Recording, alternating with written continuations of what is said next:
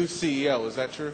That's correct. And she has received sort of widespread praise from both Democrats and Republicans for her ability. Is that true? She is a dynamite new leader in the MARTA system. Yes, we're very excited about her abilities.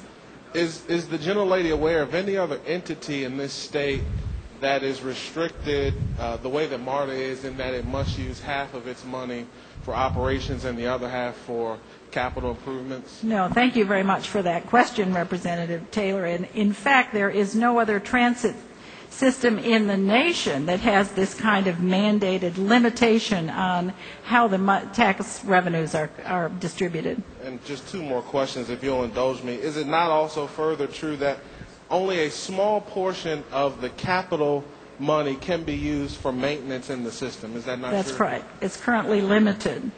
And my final question, at a time when we're facing one of the worst economic situations this country, this state has seen in its history, is it not true that if we don't allow MARTA the ability to spend its money how it sees fit, they may be forced to lay off more people? There will be more Georgians filing for unemployment and more people out of work. Is that not true? I believe that that's true. They are a fiscally responsible agency, and if they do not get the additional funding, they will in fact be laying off more folks, cutting back on ridership just when people without jobs, without resources need it the most.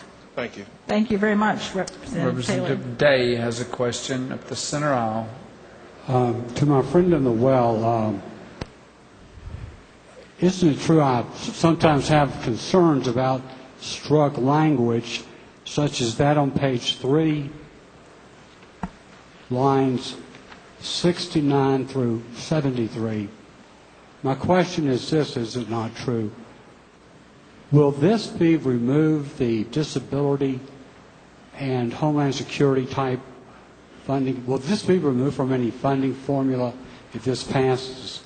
No, I don't believe it changes the requirement for there to treat people with disabilities. What this does is limit the formula that 50% of the money has to be spent.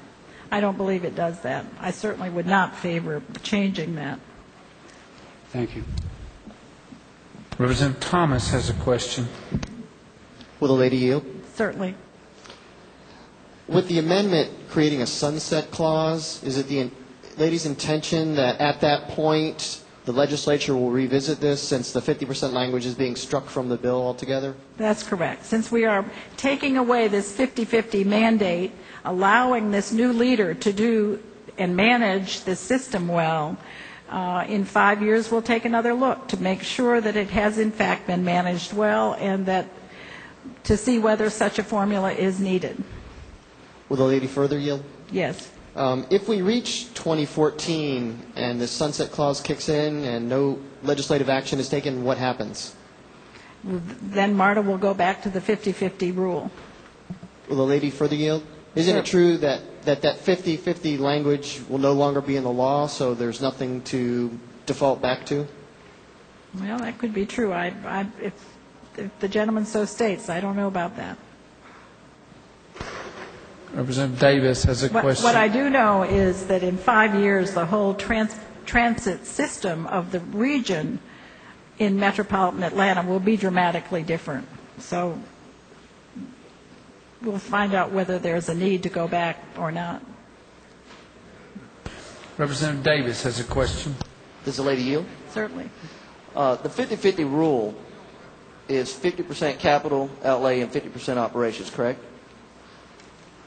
In the last 30 or 40 years that we've had that 50-50 rule, can you tell me the new capacity projects that MARTA's gone through? Well, you know, I've lived here almost 35 years, and there has been some expansion, but it certainly wasn't the expansion that was envisioned by the planners who planned this system in the beginning. I mean, in the beginning, it would have perhaps included your county, but certainly Cobb and Gwinnett.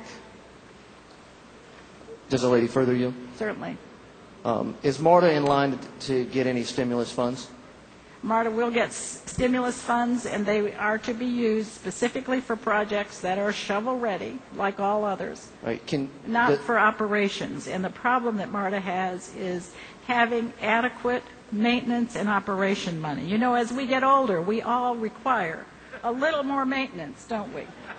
Yes, Ask yes, my ma'am. husband. Well, there's a lady further yield. Certainly.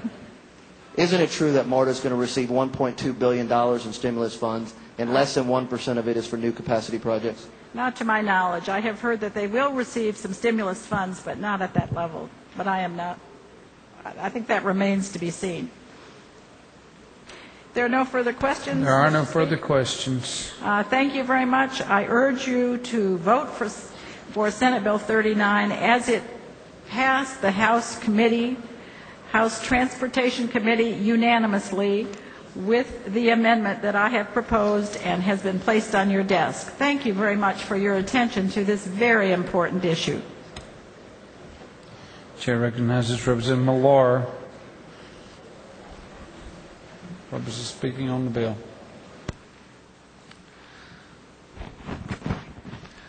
Thank you, Mr. Speaker. I think sometimes it's important to go back in history and see where he had been.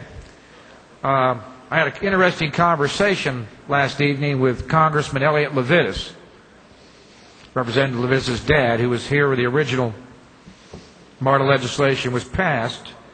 And he explained to me one reason how we ended up with 1 cent. The state felt that if they gave more than a half penny, three-quarter penny, that they were doing their part. And they were basically letting MARTA have the right to use the state sales tax power. And they felt that was their contribution. But even back then, and I got to commend Chairman Chambers. You all might want to hear me say that again. I have to commend Chairman Chambers. Back in 2006, she put out a report on basically the history of MARTA. And it goes back really all the way back through Governor Busbee when we first started this process. And one of the concerns that was voiced at that time, by the business community particularly, they were concerned about the quality of the board members that were being appointed. People had no sense of finance. They wouldn't vote for fare increases, and they'd take every cent they had and divert it to service and labor contracts and operating issues at the expense of the capital program and at the expense of maintaining a good system. And the quote is, Governor Busbee said, you need to do something about it. And we ended up with the 50-50 formula. I had the pleasure of actually going to a MARTA community stakeholder meeting over at Piedmont at their headquarters. I met the new director, who's a very impressive lady. She's been there now, I believe, 16 months. And quite frankly, she seems to be a real no-nonsense person. And they came forth with their legislative agenda, and they asked about doing away with this 50-50 split, so if they wanted to, they could use 100% for operations. They asked us to allow interest income could be used for both capital and operations, and also to amend the zero tolerance that they could serve food and drink in the stations. They plan to do the food and drink in the stations via other legislation coming from the Senate.